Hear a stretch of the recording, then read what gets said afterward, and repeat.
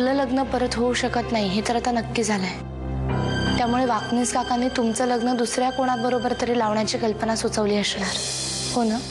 आणि तसं असेल तर माझी त्याला काहीही हरकत नाहीये। वाटेल ते तोंडाला येईल ते बोलू नकोस जानकी। तुम्ही प्लीज माझ्यावर रागवू नका। पण मला सांगा, मी जे तुम्हाला बोलले तोच विषय वाकनीस काका तुमच्याशी बोलले ना? हो, वाकनीस त्याविषयीच बोलले। त्यांचं म्हणणं होतं की आपल्याकडे हा एवढाच एक पर्याय उरलाय। मग तुम्ही काय बोललात? तुम्हाला हे पटतंय? छे, मला ही कल्पना पटूच शकत नाही। मी हे फक्त आत्याबाईंसाठी करते। आत्याबाईंची तब्येत दिवसेंदिवस बिघडत चालली आहे। मला त्यांची खरंच खूप काळजी वाटते हो। आत्याबाईंचं काय करायचं ते मी बघून घेईन, पण माझ्या समोर हा विषय पुन्हा काढायचा नाही। हा विषय माझ्यासाठी कायमचा बंद। आत्याला कसं समजावायचं ते बघू नंतर। सध्या तरी तू हा विचार डोक्यातनं संपूर्ण काढून टाक। आणि मला कल्पना आहे, तुला असं वाटत असेल की ही कल्पना मी मांडली, मीच आग्रह धरला होता ह्या कल्पनेविषयी आणि आता मीच ते नको म्हणतो आहे। पण काय करणार, कोणालाही त्रास होऊ नये म्हणून कल्पना मांडली होती। सगळ्यांनाच जर त्याचा त्रास होणार असेल तर ही कल्पना सोडून दिलेलीच बरं। ठीक आहे, आता तुम्ही जसं बोलल्यानंतर मी काय बोलू?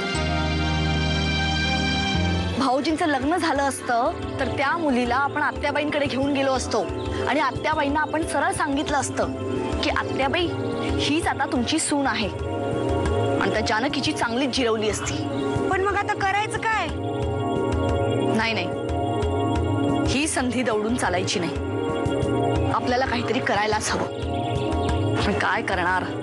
खरंच आहे, असं झालं तर चालणारच नाही ना आपल्याला। तुम्हाला काही सुचतंय का काय करायचं ते? नाही ना, माझ्याकडे कुठली आयडिया नाही, पण काहीतरी करावं लागेल। एक आयडिया आहे। कुठली? आपल्याला जानकीलाच कन्व्हिन्स करावं लागेल। हे काय, हा विचार अजूनही जानकीच्या मनात असेलच आणि तिला आत्याबाईंची खूप काळजी आहे ना। जानकीताई, मी आत्याबाईंच्या खोलीत गेले होते आता। त्या मला परत नरसिंह साहेबांच्या लग्नाबद्दल विचारत होत्या। मला म्हणाल्या, काय झालं पुढं? तयारी कुठवर आली आहे? 15 दिवसाची मुदत दिली होती ना त्यांनी नरसिंह साहेबांना।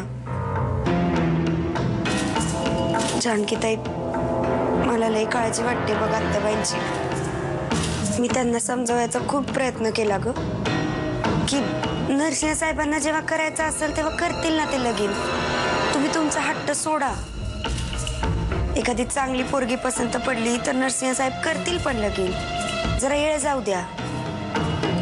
पण त्या काय ऐकेनाच। मला उलट म्हणाल्या, जर नरसिंहांनी लवकरात लवकर लग्न केलं नाही तर मी जीवाचं काहीतरी बरं वाईट करून घेईन। सुगंधा, तू गेलीसच का त्यांच्याकडे?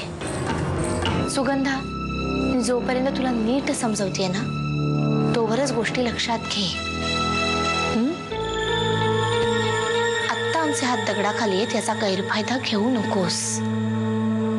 तुला एक कळते का, ही म्हातारी त्या नरसिंहाला घोड्यावर बसवायला निघाली। तिच्या मते नरसिंहाची बायको जाऊन 2-3 महिने झाले तरीही त्याला एवढी घाईघाईत का घोड्यावर बसवायला निघाली? काहीतरी प्रॉब्लेम आहे याच्यात, काहीतरी ज्ञानबाची मेख आहे। खरंच रे का ना? हा विचारच आला नाही माझ्या डोक्यात। आता आला नाही विचार डोक्यात? विचार करा, लावा लाव्या करून लय काटाळा आला। आता जरा डिटेक्टिव्ह गिरी करूया। या किल्लेदार घराण्याचं काहीतरी रहस्य बिहस्य आपल्या हाताला लागेल नक्कीच।